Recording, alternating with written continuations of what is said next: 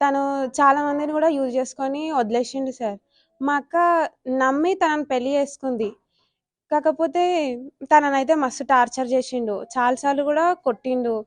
ఇగ ఆమెను ఊరేసుకో అట్లా ఇట్లా అని గూడా చెప్పిండంట. చచ్చిపో అట్లా. ఇక్కడ మా ఊరు అటు సైడు కేశర్ గుంట ఉంటది సార్. తాడు తెచ్చిచ్చి "నువ్వు దుంకు నేను దుంకుతా" అని జెప్పేసి అన్నాడంట. ఇద్దరం ఒకటేసారి దుంకుదాం అని జెప్పేసి అన్నాడంట. అయితే ఆమె ఇగ ఆయన అన్నాడంట, ఇగ "ఎందుకులే వద్దు" అని జెప్పేసి మళ్ళా రిటర్న్ ఎళ్ళిపోయిర్రు. ఇగ అట్లా చాలా సార్లయితే ఆమెను కొట్టి మస్తు హింసించిండు సార్. ఇంతకుముందు నేను కాలేజ్‌కి పోయేటప్పుడు గూడా నా దగ్గరకొచ్చిండు.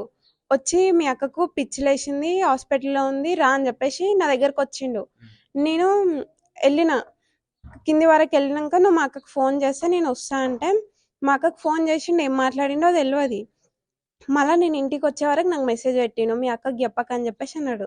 నేనేం జేషినా, మా అక్కకి ఫోన్ చేషినా. "ఇట్లా వచ్చిండు, ఎందుకొచ్చిండో నాకు తెల్వదని" జెప్పేసి అంటే, మా అక్క అప్పటికి తనని అడిగి ఇగ ఆళ్ళ మధ్యలో ఇగ అప్పుడు మళ్ళా గొడవలయినాయంట ఇగ. "నువ్వు మా చెల్లెల దగ్గరికి పోవడానికి కారణం" అట్లా ఇగ అట్లా చేషిండంట. ఇగ తనైతే మంచోడు గాదు సార్. మా అక్కని ఎట్లా చంపిండో తనని గూడా అట్లనే చంపాలి. లేదంటే ఉరి శిక్ష తియ్యాలి. అంతే సార్.